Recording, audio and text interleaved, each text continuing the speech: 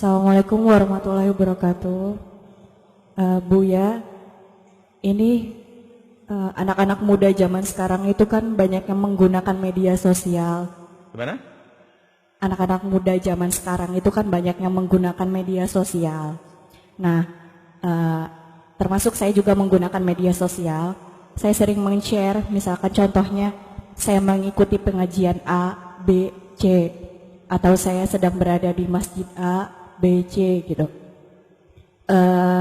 Yang ingin saya tanyakan, tujuan saya itu maksudnya baik, agar media sosial saya itu digunakan bermanfaat untuk hal-hal positif dan mengajak agar saudara-saudara saya sama-sama berhijrah gitu Bu ya.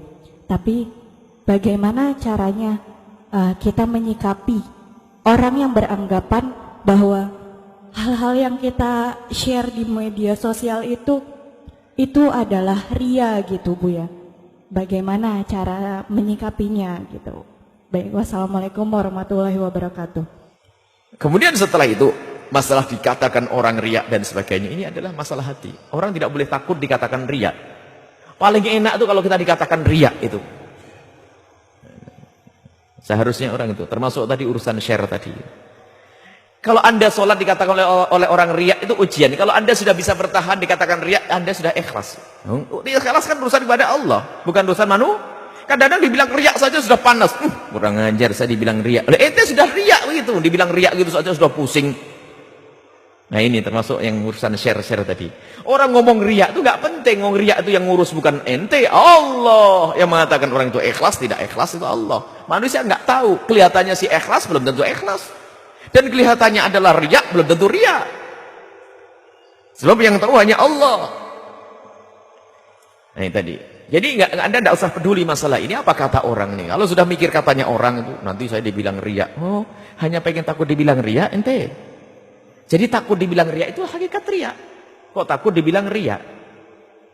Berarti pengen dibilang oh ini orang ikhlas. Iya ikhlas. Bukan itu. Kemudian urusan share, Anda tanggung jawab di hadapan Allah. Kalau Anda ingin memindahkan satu ilmu ke orang lain, Anda harus tahu. Kami itu paling hati-hati.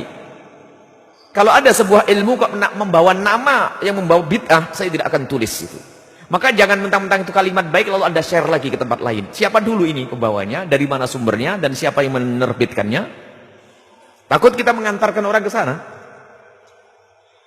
Share video, share apapun harus Anda tahu ini siapa, isinya apa, dan orang mana. Bukan hanya sekedar baik lalu Anda berikan ke orang lain. Tidak begitu caranya. Ilmu itu harus jelas. Mungkin itu kalimat baik, ternyata di situ ada menitipkan alamat, ada web yang harus dikunjungi. Akhirnya penasaran kunjung, tak-taunya di situ banyak. Kalau orang menjerumuskan itu selamanya dengan bahasa lembut. Jadi tidak semua kebaikan yang dihadirkan itu tujuannya baik. Lah kalau orang nipu itu kan pakai manis-manis dulu, baik-baik dulu. Makanya ada sanad ilmu tuh. Web pun jangan Anda kunjung asal web. Udah sekarang zaman rusak itu. Ustadz Google lebih dikagumi daripada Ustadz di masjid itu. Kalau punya masalah tidak ke kiai, langsung ke Mbah Google. Permasalahan ini Mbah Google. Sama Ustadz Yahoo. Habislah semuanya Ustadz nenek. Bahkan seolah-olah lebih pintar dari kiai. Boleh Anda masuki web-web Moke atau web situs tertentu. Anda bisa masuk tapi sudah jelas ini milik siapa.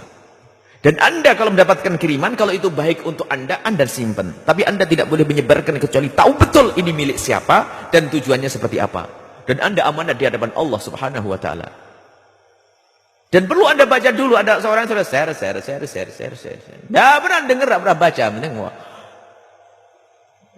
hanya pengen biar dibilang aktif dalam dakwah. Enggak pernah dibaca itu ada. Tapi Anda insya Allah membaca ini. Ada orang terima, kirim sana kirim. Jadi untuk nge-share sendiri Anda harus hati-hati ini milik siapa, akidahnya benar atau tidak. Kemudian Anda baca dulu, Anda dengar dulu. Karena berbahaya sekali ini. Sangat mudah Anda sebarkan sekali bisa menjadi sejuta manusia yang dengarkannya. Baik, adapun nanti setelah Anda kok ngirim kebaikan-kebaikan kok dibilang riak, ya tadi kok idahnya. Jangan takut dibilang riak saja sudah murung. Mana nih? Khawatir kita sudah tidak ikhlas lagi. Enteng kalau dibilang riak. Dibilang riak itu enteng. Orang dibilang riak jangan susah. Orang tidak ada yang tahu kalau orang itu ria. Seperti halnya orang tidak tahu kalau ikhlas. Bahkan ikhlas kalau diucapkan di dia nggak ikhlas lagi. Saya itu ikhlas. Enggak. Ikhlas itu hanya karena Allah. Ngapain kamu kasih tahu saya kalau kamu ikhlas?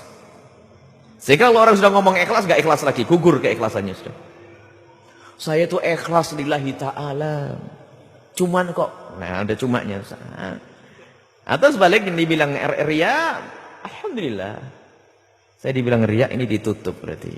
Ketulusanku ditutup. Alhamdulillah.